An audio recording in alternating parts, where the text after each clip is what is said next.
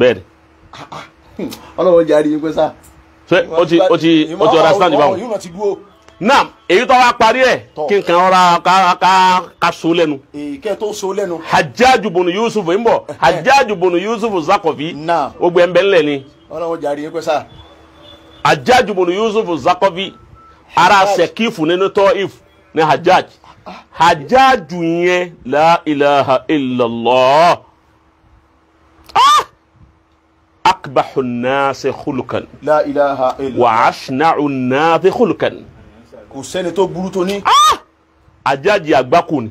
ọ̀ya wèrè kò dárù ni. èrè ẹni tó burú tó. la ilaha illallah. Tijani baba Hajjaju bunu Yusuf Zaqafi máa sọ àwọn nǹkan tó ṣe ẹ sá o tó fi máa wí pé ẹni yìí ò gbọdọ̀ tó sì ké Ọlọ́run rárá. ní Hajjaju yìí. bẹ́ẹ̀ni 40 years hijiri ni wọ́n bí. la ilaha illallah. ọba àwọn sábẹ́ dáadáa gbọ́ Abdullahi ibn Subayr Abdullahi ibn Umar gbọ́ àwọn Anas Malik. ọba wọn. òun ló pa Abdullahi ibn Subayr ọmọ Abubakiri lóbìnrin Asma'u ọmọ Abubakiri ló bí Abdullahi tó bí fún Subayr Abdullahi ibn Subayr òun ló pa.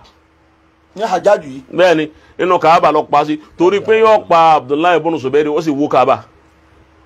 òun tó wó Kaaba rí níbi tó burú dé bó ti wá rí ni ó di Al-Qur'ani ń bẹ lérí ẹ ọwọ́ rẹ̀ sì ń bẹ nínú Al-Qur'ani iṣẹ́ tó ṣe ń bẹ Al-Qur'ani ń bẹ dì sí òun lọ́nà kọ́ta rẹ̀. ọlọ́run jàre ń wẹ́ o ẹ̀ ń gbádùn yín. ọgbọ́ bàbá wàláhì ń gbádùn yín. ọwọ́ rẹ̀ ń bẹ nínú Al-Qur'ani tá nǹkan Qur'ani tó gbogbo ń gbé lọ́wọ́ yìí. ní Hajjaju tẹ̀ sọ. onípàtókó mẹ́ ó sì gbá Al-Qur'ani sórí ọwọ́ aburú. ní pé èèyàn ò ṣe é farawé. àwọn ìwà tí ọ̀dà ń bẹ ní ọwọ́ rẹ̀. la ilaha illallah. èèyàn ò ṣe é farawé tí ń sọnù. torí kò tó yé nísìnyí o. èèyàn ò ṣe é farawé. ọmọ tún máa kátà ń sọ o èèyàn ò ṣe é farawé ní gbogbo àwọn ọ̀rọ̀ ní bí. ọ̀dà Tijani bàbá. ìgbà tí wọ́n kakuléètì èèyàn tí ẹ̀mí tó tọwọ́ Hajjaju bọ́ ó jẹ́ 120,000. aya kìlà tiẹ̀ ni la ilaha illallah. 120,000 ẹ̀mí. èèyàn kìí ṣe tẹ́ran. la ilaha illallah. mi'atu alfi wa 20,000 qatilan. la ilaha illallah la ilaha illallah qatilan. bẹ́ẹ̀ni. sallallahu alayhi wa sallam. èèyàn kò yẹ 120,000 nípa.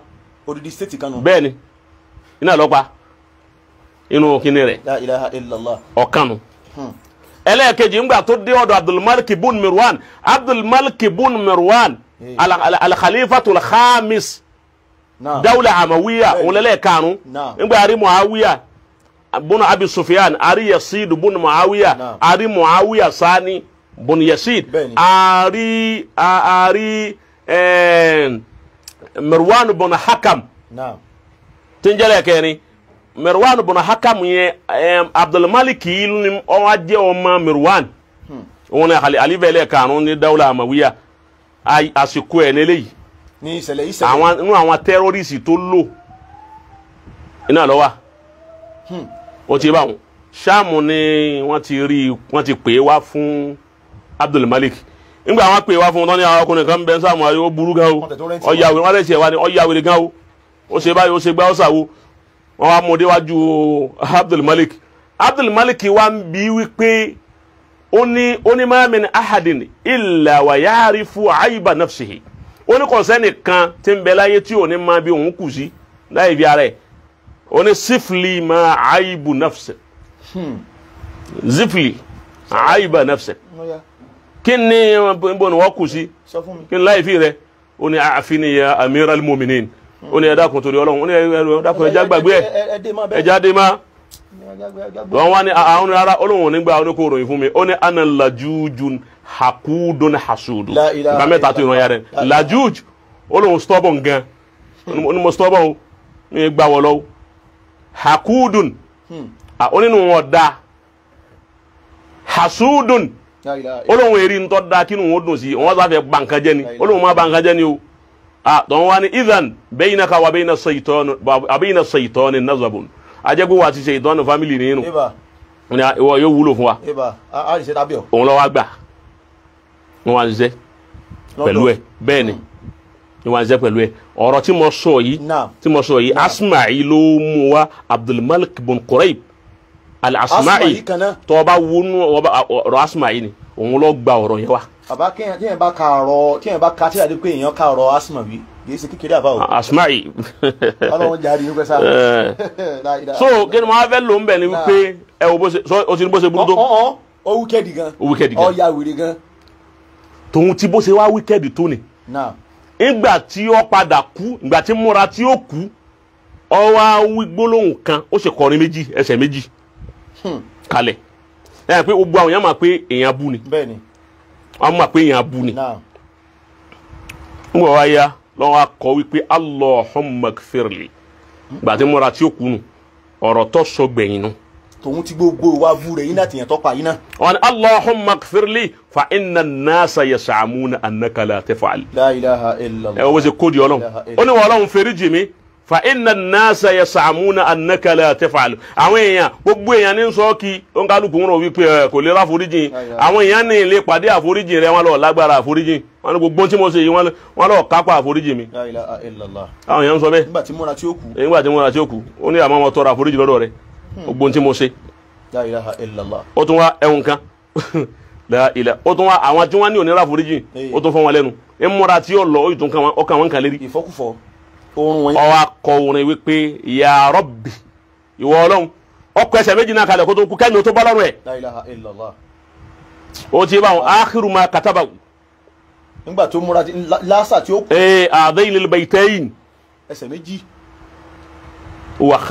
هما آخر ما كتبه الحجاج بن يوسف الثقفي أن يا ربي قد حلف الأعداء قد حلف الأعداء àwọn ọ̀tá rẹ̀ àwọn tí wọ́n ń sọ wípé kò ní láforíjì ó tún wá sọ wọ́n dọ̀tọ̀ Ọlọ́run wọ́n ní àwọn ọ̀tá rẹ̀ wọ́n ń búra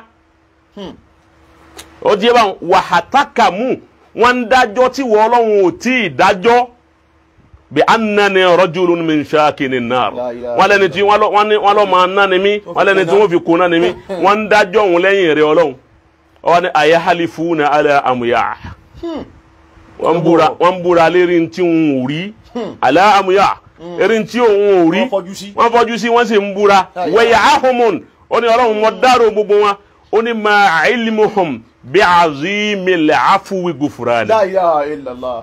La ilaha illallah. Ó ṣe fún wọn wọn mọ pa foríjìn rẹ tó. ó ní wọn mọ yé pé àforíjìn rẹ fẹ̀ kọjá rádaràda táwọn wí ó wí bẹ́ẹ̀ tán ó sì kú láyé. La ilaha illallah.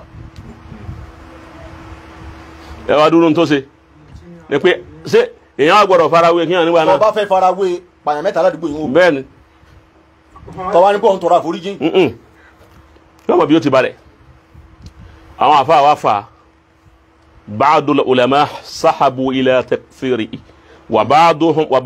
وبعض الآخر ذهبوا إلى عدم تكفيره. لا إله إلا الله. wọ́n wá fà kí ni wọ́n fi jọ́jì ẹ̀ àwọn tí wọ́n ní àwọn tán ní ọ̀wọ́ náà wọ́n ní pé gbogbo aburú tó ṣe yìí pọ̀ lóòótọ́ sàfáàkù ni wọ́n pè sàfáàkùn sàfáàhùn ẹni tó mọ ẹ̀jẹ̀ dàálẹ̀ jù láyé òun ló dé ńgbà tó wà ní Basra tó wà ńbẹ̀ Anasi ọmọ Malik ńbẹ̀ Abdullahi ibn Umar ọmọ ńbẹ̀ ọwọ́ ń ṣe kútúbà lọ́wọ́ ńjọ́ kan níbẹ̀ àwọn èèyàn tó lọ tán gbọ́ kútúbà rẹ̀ ìmáàmù tí ń ṣe kútúbà òun ni Abdulmalik sì fi jẹ wá lílọ́hùn jẹ́ kó wà ń bẹ̀ ọwọ́ ni wọ́n ń ṣe kútúbà lọ́wọ́ ó ní inni la ara ru'usan qad ayna'at wa hana kitafuha wa inni la dhahibuha ó ní gbogbo àwọn orí morí yìí qad ayna'at àwọn ọlọ́pàá lọ yìí ọpọ́n bí òdòdó yìí wa hana kitafuha àsìkò tá a ka gbogbo òdòdó eré àwọn eré yìí eré yẹn ní wíwo ẹ̀pá àwọn lágbára pupa ó ní gbogbo wọn ìṣẹ́tì lọ́nu mọ́sálásí ni ó ní àwọn òdòdó lọ́kùnrin yẹn àwọn eré rẹ̀ àsìkò tá a kà lóde yìí wá inni la dhahibuha ó sì yọ ìdá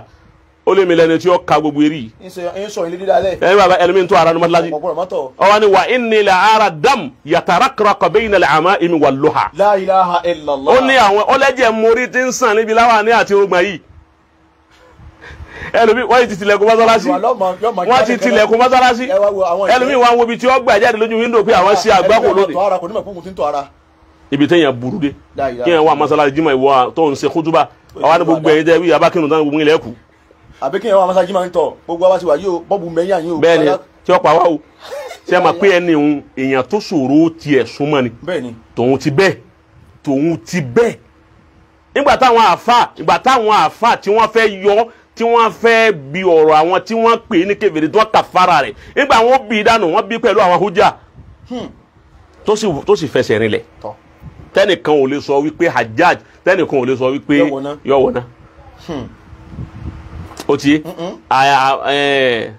àwọn àfà ní àwọn àfà kò yẹ pé àkọ́ ni pé ẹ̀kọ́ lọ lè wádìí rẹ̀ káàkiri kó tó lè dájọ́ rẹ̀ wípé bóyá kèfèrí ní àbí ẹ̀ṣẹ̀ kèfèrí nígbà wọn kọ́ wádìí wọ́n rí járíà kan ọmọbìnrin kan wọ́n ní báwo lórí Hajjaj sí tó kú láàárọ̀ yìí